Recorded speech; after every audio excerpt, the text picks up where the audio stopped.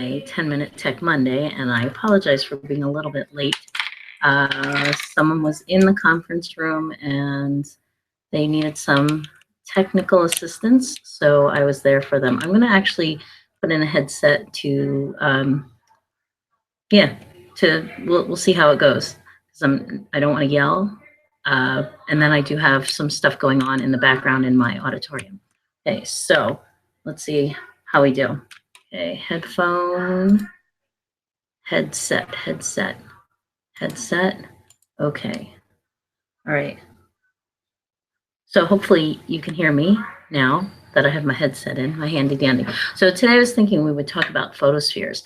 I belong to a Google group called NYSIS, New York Computer. Oh, I forgot. I apologize, my awesome NYSIS group, but I'm trying to bring it up so that I can see what it is. Okay, but I belong to a Google group that's the New York Technologists, elementary or K-12 technologists. And somebody last week said, hey, you know, could you just check out this photosphere that I made? And I just thought it was one of the most amazing things. So let's see. I'm going to bring that up. His name was Roberto. Okay, there it is. So he called them story spheres. Okay. Oh, and that's what they are, story spheres. Okay. And so he put one together of one of the classrooms in his school, and there was voice and everything. So I'm going to attempt to share my screen. Okay. So that's this one. Finally, once a week is just not enough. Okay. And I'm going to share that screen. So here we go. Share screen. Now, NYSIS, New York City, instructional, I don't know what that is. Technology. All right, I'll have to figure it out. Anyway, so this is Roberto. He is from a school in California, Vistamar School, and this is what he did. So he created a story sphere. Like I said, this is a classroom in his building, and they were learning Chinese. So there's some students and what looks like a teacher, and you can navigate around the space, which is really cool. I don't know what they're watching, but that seems like a great and inviting, warm and inviting space. No food or drink, good rule when there are couches involved. Really cool seating over here. So now these music notes indicate that there is some kind of voice added to the sphere. So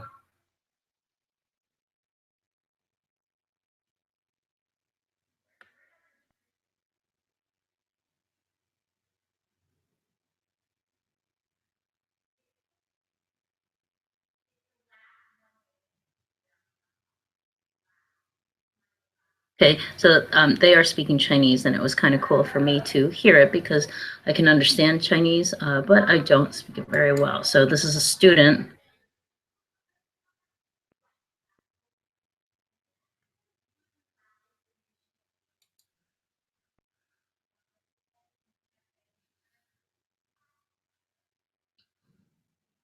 Okay, so I thought that was really awesome. I think I'm going to stop sharing that. I hope, whoops, okay, it says present to everyone. I hope that I did it. I'm still learning about the Google Hangouts on air, and I do love it, but I'm not good at it. Once a week is not enough. Maybe I have to change my goal to more than once a week. Okay, so anyway, I'm gonna stop. Oh, maybe I do need to share that again. Okay, so anyway, things that got me interested, further interested in the story spheres. Let's see, did I close this up? I made something very special for us. Okay, oh, I created a Google Keep on story spheres. Okay, but of course that one's not this page. I have to find it in the other.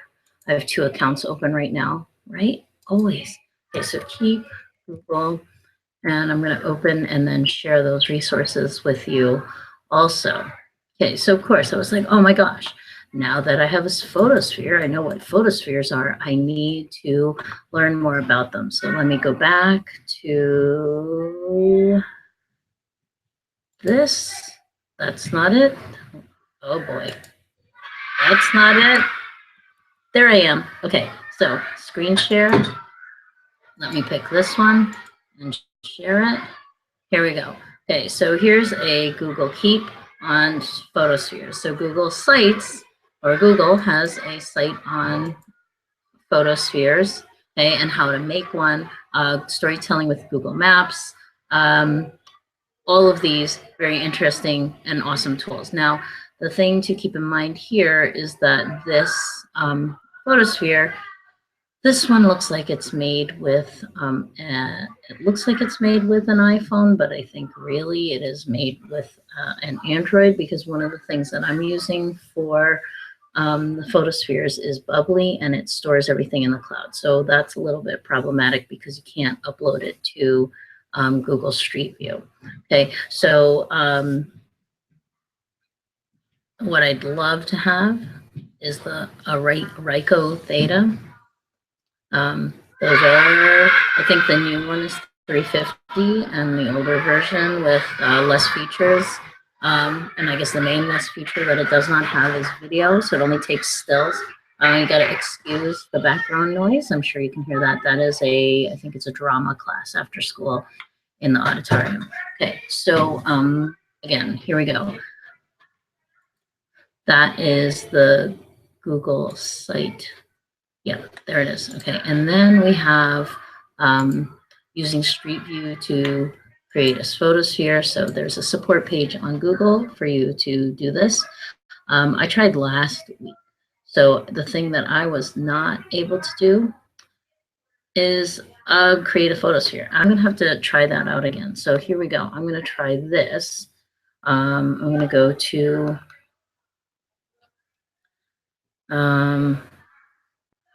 to Street View. I'm going to actually also turn on mirroring, which is the tool I used last week, and I was pretty psyched. Oh, maybe it wasn't last week. That's why I don't remember, because it's been 2 weeks since my last broadcast. Okay, so mirroring 360. This is a great tool. I know it's still on my, or I hope it's still on my phone.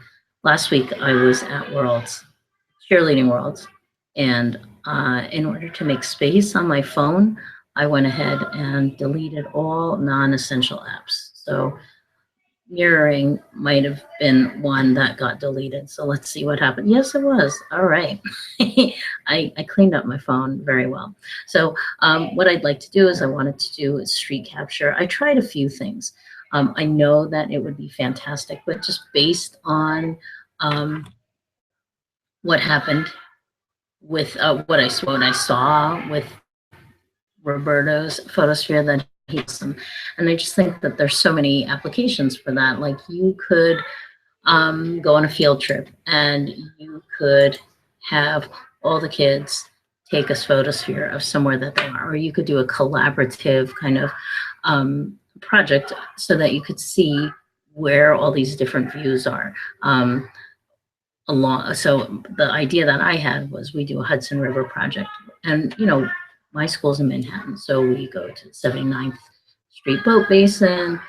They went somewhere else uptown on a class trip, and just points along the Hudson River. And Google Maps does it on Street View, but not necessarily with sites like all over. And I guess they kind of do now with the photospheres and what people are doing. But it's like to do a project where it's like, okay, we have all these schools along the Hudson River, possibly doing a Hudson River study. So wouldn't it be cool for kids in Manhattan to be able to see something going on upstate? Okay, or by Lake of the Tears. And you can kind of do that, but it would be really, really great to have this done by students. So anyway, that's my idea. I'm going to go ahead and stop sharing. Oh, wait, here we go. I'm going to stop sharing this. I'm going to come back to my mirroring. I've already set up the mirroring, and all of this logging in and everything.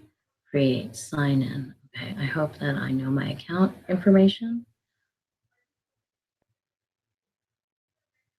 Okay, so, if you're watching, it would be great to have some comments on what would make this better. And if this is your first one,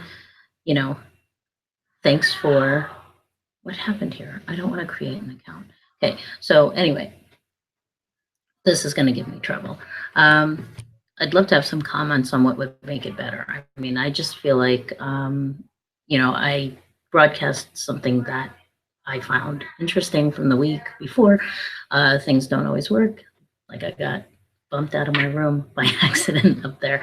So anyway, thanks for watching. I hope you're inspired, and let's stay connected. Bye.